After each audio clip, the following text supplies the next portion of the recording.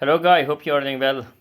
Uh, Sorry, it took a long time for me to make another DZ video because I'm I have full time job and also a very bureaucratic system here in this country. Also, takes a lot of time and also it's daily stresses and all everyday daily chores and it takes a lot of time. Sometimes you are tired and you don't have any energy to do it.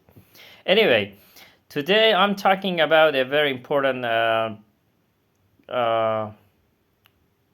subject. It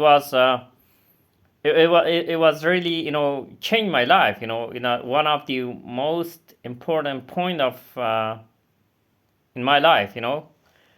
That had a lot of negative and negative consequence for me, and also yeah, when we look at far at uh, far benefits or result of it, it's kind of positive. I mean, but it had really also very bad impact on my trust, on my character, on my mental, and it was the getting fired by uh, by my unit, I was working with. And I'm talking about why I got fired. At 2013, it was, I think. I was working actually with the 125th SBCT Striker Regiment or Brigade from Alaska, and this unit left the country. Then another unit, I think it was also SBCT or SV. I don't remember exactly because anyway, I don't know. I don't remember the unit name. I worked with the new unit for 2 months, and that is. And I was like always as usual. I was honest. I was really honest. We were like three, four interpreters attached to this unit, and we were stationed in camp. Edger, no, sorry, in Camp Lindsay inside in 205th Corps, Afghan National Army Corps. Camp Lindsay, I think FOB Lindsay, everyone knows that. We were stationed in FOB Lindsay and we were supposed to do inside job, we were supposed to, do training job, security assistance, security training job for Afghan National Army and Afghan police and Afghan security forces. So uh, I, after like 1.5, 2 years of working in combat, then I was supposed to not more, we were not supposed to work in outside of war, and the other interpreters, uh, it was like intern, so our unit were supposed to do inside job, not outside risky missions. So when the new unit got in here, got inside the Camp Lindsay, and they were deployed, and uh, we used to sometimes, we used to, because the headquarter of unit was in Masum Gar, FOB Masum Gar, in Panjwai district. So we had to, sometimes, once a week, twice a week, drive through the, get outside the bar and try drive to Masumgar in Panjwai district, which is like around 20 kilometer, 25, 30 kilometer far from Kandahar airfield. And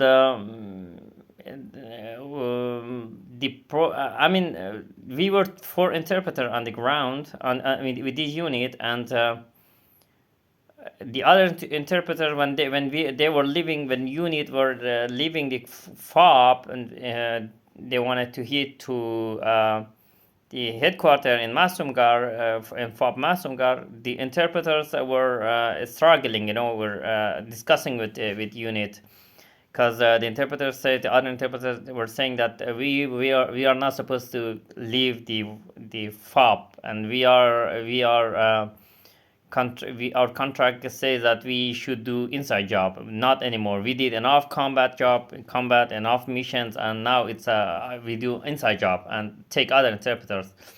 So everyone, they were every time they were like arguing with unit, and but I was the like only one who was voluntarily was going with them, because I was in Afghan army. I was a veteran, and I really liked the outside job more than inside. I mean, also so unit had no more interpreters. There were four interpreters. If they were not wanted, if they didn't want to go outside the war, then who would go to who what unit should have done, so I was thinking, I was just, I was care about the goal of mission. So I was voluntarily, going with them to the to missions, leaving the wire, leaving the FOB. When we once we were leaving the FOB, it was called mission, regardless if it was real mission, fighting, or going just from one place to other place. It was mission. So I was voluntarily doing that, and I got a very good contact. I made very good contact with unit, because they were like every time coming to me, because they knew that I'm not arguing. I'm not the one who are arguing. I was just accepting, whatever they wanted. And also I was, kind of advising or telling them if there was any suspicious about interpreters, or if there was any suspicious movement or ideology among them. I was telling them, I was playing kind of, spy role. I don't know. I know it's not morally, it's not correct, but I, didn't want any Taliban or any Taliban sympathies be among us. Then yeah, one day, we our unit said that we go to one day missions. It was like ambush mission in Shawalikot district in northern of Kandahar. It's between Kandahar and Uruzgan province. Very dangerous district. The unit said, but we said, the interpreter said that, but we are not supposed to do combat mission anymore. And unit said that this is only time, and we go we go to support ANA, Afghan National Army. Then ask who wanna go with us, who wanna go to missions, and again, no one wanted to go, no interpreters. Again, I said I will go. And they said that it will be one day missions and not more, one day. And say, okay, one day, then it's okay. Because, since I was doing inside jobs, I was leaving, every Thursday. I was leaving, I was going home. Every Friday is off in Afghanistan. So every Friday I was heading home, so every Friday I was supposed to be at home. And so I asked, the mission was planned on Wednesday, and the unit commander said, we will be back by end of the day. And I said, okay, one day is okay, because I asked a couple times, hey, if missions one day, and they say, yeah, we planned it for one day. And I said, if there is phone coverage, the unit commander, my commander was a captain. He said, yeah, there should be phone coverage, because I had to, if in case if we stay longer, then I had to call my family, because it was very dangerous situation. Kandahar, the capital of Taliban, and it was every minute it was possible. There was possible that they kidnapped interpreters, or whoever worked for ISAF or for U.S. Army, kidnapped and behead them, and so it was a very stressful situation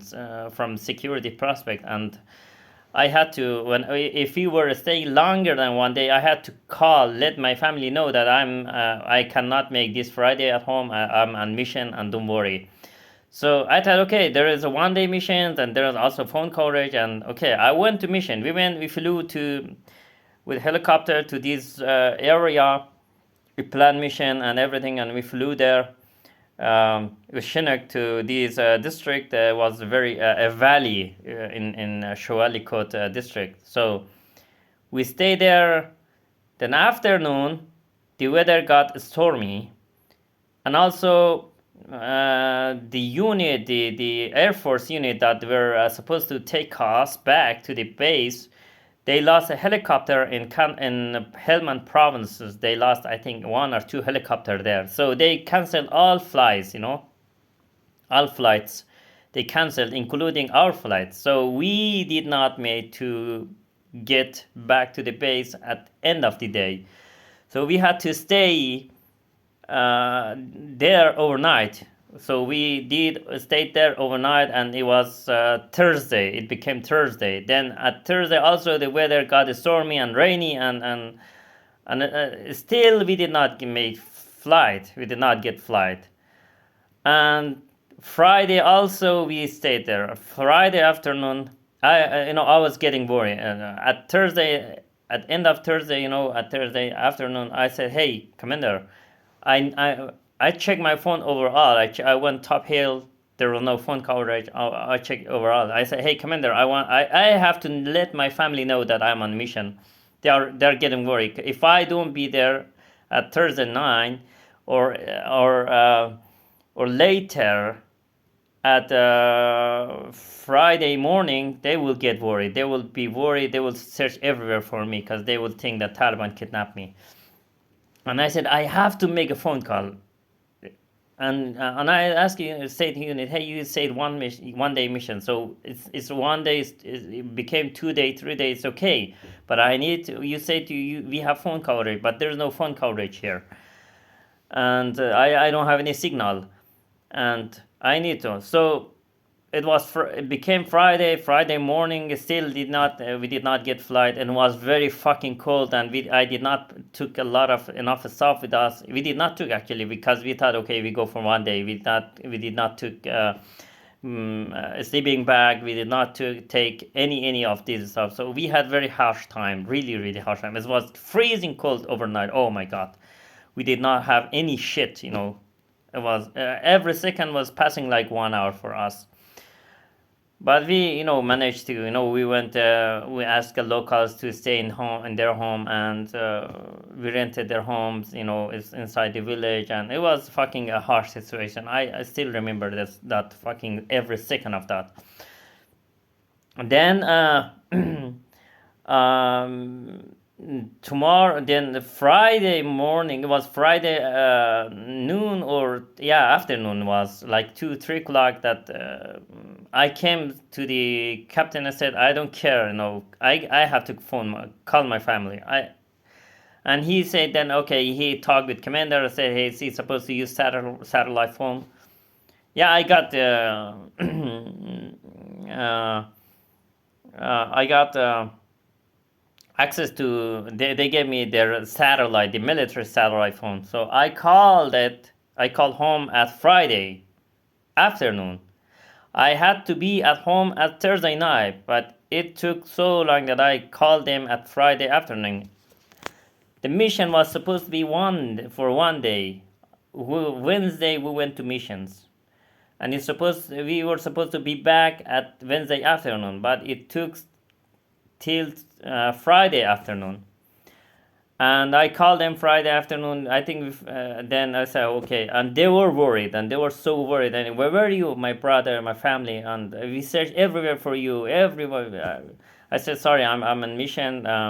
We were not. And they said, you say that my brother told me on the phone that you said that you're not going to mission anymore. I said this was just last time, and they were so upset and worried, and then we on Saturday morning, then we got a flight, and we flew back to the CAF, and from CAF, Kandahar Airfield, from there to Lindsay.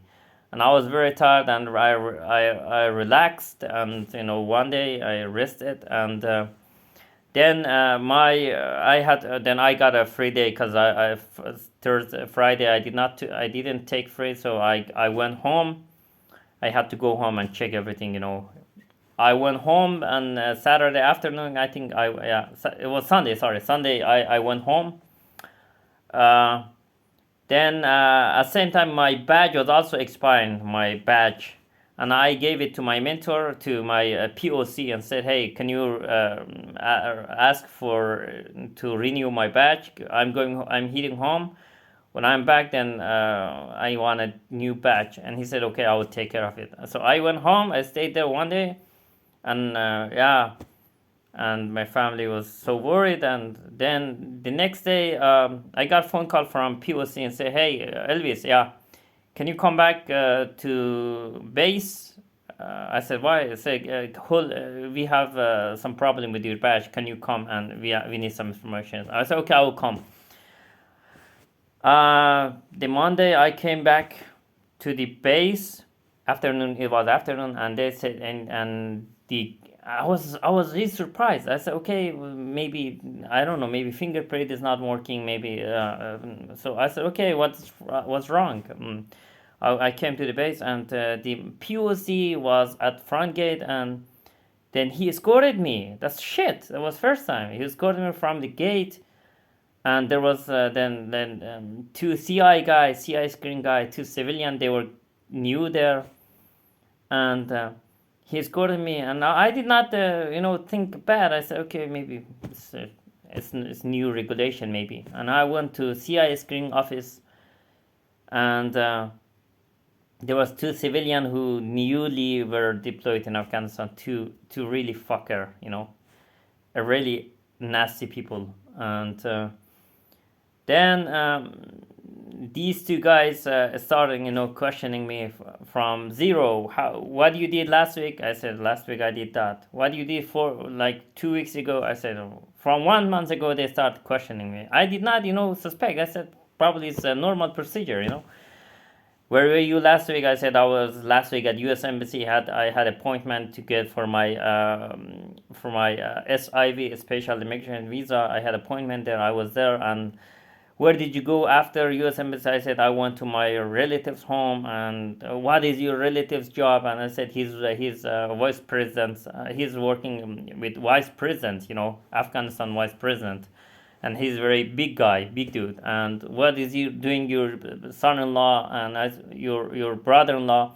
I say my brother-in-law is sergeant major in the army, sergeant major, and actually all of my relatives are in government and in high positions. So, and they ask me a lot of stupid questions. And do you know any Taliban, or do you know any? I said, fuck off. I was really then got mad and said, what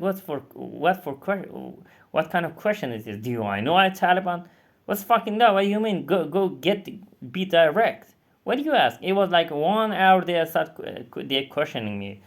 Two guys were questioning me, and I said, hey, you seem pretty, clean guy, but we have a problem here. We got a guy with a copy of your badge.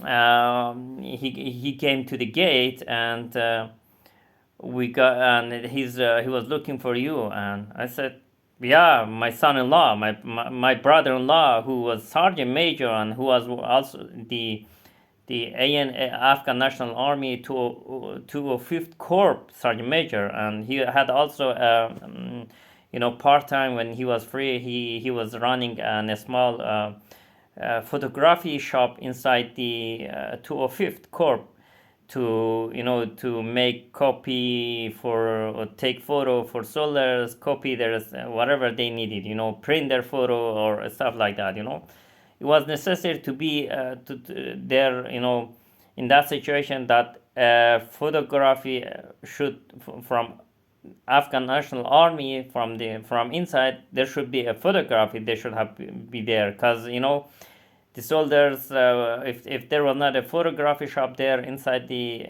corps, then the soldier had to go to city and make copy their photos or their documents. And then it was possible that they get kidnapped, or their document get reached to the Taliban. So it was, for security reason, not good for them and not good for army, not good for anyone. So my brother-in-law, who was sergeant major and who could do computer, familiar with photography softwares, he then upon he made opened in a small shop, and he was also doing photography, all the stuff. So when I applied for U.S. Embassy for SIV, I needed to copy my document, and I asked my mentors, my POC, that hey, can you copy my documents? I need it because U.S. Embassy need my documents. And he said that we are not supposed to use military printers because it's connected to network and it's only for military purposes and not for civilian or other stuff. And I said, then he said that go ahead to do it in 205th Corp. There is photography. Go ahead, copy that, copy there. And I went. Actually, all interpreters were going, copy their documents. All soldiers, Afghan soldiers, all the interpreters going in this shop and copying because it was trusted. So I did also trust it, and I hold a copy of my document inside his, because he was my brother-in-law, and I kept a copy of my document inside his computer. I said, in case if I need it, if I'm not there or I'm in Kabul and I need you to print something or email me or fax me something, then use my document, here it is, and open my folder and just send me. So just in case, I had a copy of my documents inside his computer. And then when I was not there, when the Friday I was on mission and did not show up at home, then my brother got worried, called my brother-in-law in 205th Corp and asked him to go and search for me. And my brother-in-law did not know my nickname. He came to the base, asked everyone, hey, who do you know Hussein? To the FOB Lindsay. He came to the gate, asked everyone, hey, do you know Hussein? They said, no, we don't know Hussein. Then he went back and he thought, hey, just let's take a copy of his badge, and maybe with photo the people knows. Then he printed my badge, copy of my badge that was stored in his computer. He printed out and he came to the base and front gate again and say, hey, do you know these guys? My badge, my photo. And then guys, the interpreter said, hey, yeah, he is on missions. We know him. He's in mission, but his name is not Hussein. His name is. They used my nickname Elvis. And then the CIA screen guy took the badge from him, and the copy, and everyone. So when I was at CIA screening, they asked me, hey, yeah, after a couple of hours of questioning, and say, hey, we have these guys, having a copy of your badge, And I said, yeah, it could be my brother-in-law because I was not in mission. I told them everything about the missions, about the shit that happens on the missions, and I said I was supposed to be at home, and I did not manage to be at home at Friday, and my family got worried, and they called asked my brother-in-law to go search for me, and he came. And he printed a badge, a copy of my badge, in order to use the photo of it, to find me. I mean, he had right. He did not anything wrong. It's your fucking failure that we were supposed to, instead of one day, we should have stayed 3 days, 4 days in the mission. And also, it's your failure that I did not get access to the fucking satellite phone until Friday afternoon. So it's not my family failure. And they said, no, he was not one badge. We have 7 badge, 7 copy of these badge by him. We confiscated 7 copy. And I said, what?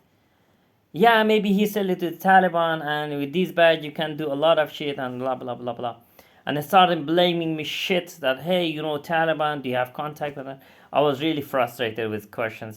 How honestly I was helping them, working with them, and how ridiculous these 2 fucking newly deployed civilian that were making tons of money, and then they were they were enough pussy to not go to mission. They could not leave wire from fear.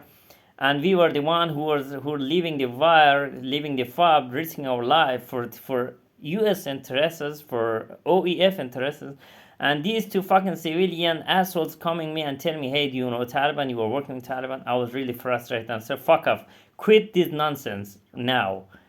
And said, do you know Taliban? I said, go intel, you ask your intel, fuck's sake. You were asking me? You think I'm fucking cooperating with Taliban or shit like that? I have been. I was hit 3 4 times with IED. You know, I will tell you. I will tell you guys later about missions. How many times I got blown out by IED, and how many times my the when the Taliban uh, called my family and threatened my family. I tell you everything about this. What happened? How much sacrifice I did for U.S. interests. And at the end, some two American, two dirty one, two dirty pussy civilian, they coming and telling me that you are working with Taliban. It was disgusting. And then after 2 hours, they said we cannot renew your badge. We will send these information to the front and to our boss, and you will wait. And I was waiting for 1.5 day, and they, said, sorry, we cannot hold you anymore, and they fired me. And I said, okay, fuck off. If you fire me, then okay. And my SIV process was also cancelled because of their whatever they wrote on they sent to embassy. I don't know, whatever they wrote on my background on the system. I don't know. After 15 years of working with U.S. Army, after sacrificing my 15 years of my life, after doing a lot of sacrifices, after saving American lives, after helping them 24/7, I got so from two imperialist Americans like this. These two guys, the CIA screen, these two just fucking. You know what? What made me really later? I came home and I asked my brother, why did you have 7 copy of that? Why did you print 7 copy? He said, I did not print 7 copy of that. I asked him, you did not have 7 copy of that badge with you? He said, no. I said, but these fucking CIA screens say that we confiscated 7 copy of badge. My brother-in-law said, no, he lied to you. He fucking lied to you. He said, go ahead and bring this fucking CI screen guy to me, and we talk and prove me how when I did have 7 copy. It was just one, and I printed only to use your photo and find you, and nothing more. And my brother-in-law was also a sergeant major of army, and not fucking a civilian or a very high rank sergeant.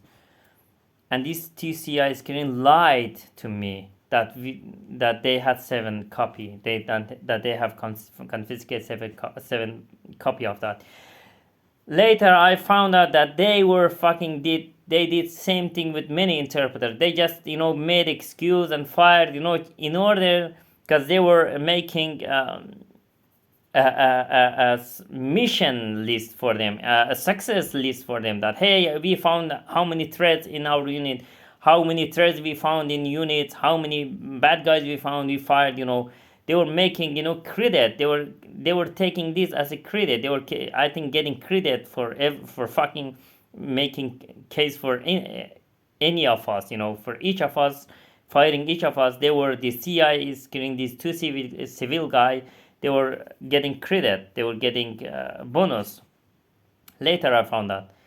And later, the interpreter got fired because he had he rolled up the sleeves, his uniform. The interpreter got fired because he did not want to work anymore, because his family said, you are not we don't allow you to go to mission anymore. They just fired people for simple reason. That is quitting a job is everyone's right. Everyone's right. You can quit your job anytime in any country. But with these CIS, they even blacklisted people who quitted their job, who did not want, because of security threat, did not want to work as interpreter anymore. They fired many interpreters. They made a lot of black cases, fake cases against these interpreters, and they put them in watch list, and they did a lot of shit. If I get these two fucking civilian, I would smash their face. Really, I would spit on their face, because they lied, because they were so disgraced. They were so disgraced and dishonored people. They were so pussy, Whatever they did was a shitty job. And that was happened that my entire 15 years of working with US Army and all credit that I had, I mean, the honor that I had was all erased with just two assholes. And the U.S. Embassy also showed me middle finger and did not issue me visa and rejected my case. And I could not tell this to my best friend Todd Das or any other. I lost my after that. I thought it is American habit. It is Western habit that once they are done with you, they forget you. They easily close your eyes on you. And this unit commander, I saw the colonel of this unit that I was working last, that I went with mission. That I was supposed to not go to mission, but I went to missions voluntarily, and I supported this unit voluntarily. And this unit colonel I saw next day, he just ignored me and he kept walking. I realized that at that moment that with the U.S. imperialism, regardless how much you work, regardless how much effort you do to support them, to help them, once they are done with you, they will throw you like a toilet paper away. They will show you the middle finger. That was the moment that I realized that I learned a big lesson in my life, that you cannot trust imperialists. You cannot trust capitalists. You cannot trust those materialists that thinks everything, they see everything as a tools. You cannot trust the people who have no morality. And I even could not tell this story to my best friend Todd Das, my ex-POC or from 10 Mountain Division. He was my best friend. We had good relation. We trust each other. I could not tell this because I lost trust on every American. And I was kind of sure that if I tell it Todd Das, he was retired. He was in New York at that time. I was sure that if I tell this story to Todd Das, Todd would also take the side of the CI, the American, and would blame me for, and would not believe my story, and would trust these two assholes more than me. And I lost my trust on American at single day, and one lesson I trust the American. I lost my trust American, and from that moment I learned lesson. Then I started to be very, very curious, to be very about the entire goal of from 2001 to 2002 to that day, to read again, to think again what happened, what and then I learned a lot of things. This is the story of my life, that just 15 years of my life was wasted with single day, with bunch of lies by two fucking imperialist American, this two civilian, two pussies that they could not, from the fear of Taliban, they could not leave the wire. I was the one who's going to missions day and night raids, air assaults. I did that for years with different units. But at the end, I got this from them, I got this at return. So, still, I have more stories that if you hear, if you watch, if you hear, then you know the why American failed in Afghanistan. Then you would know why American failed in Iraq, why American are failing in why America, not American, why America has failed is failed in Iraq, why in Afghanistan, why in many other Middle Eastern countries, why the countries are rejecting them every day more than before. Then I will tell you more stories. I have tons of stories from about Operation Enduring Freedom. So hope you listen to this. Please, if you did not listen to, correctly, or I forgot. I'm forgetting English now because since 5 years I did not practice. I did not speak English. I kind of mix up with German language. But if you did not focus, please concentrate and watch it and listen to it again, to this video again.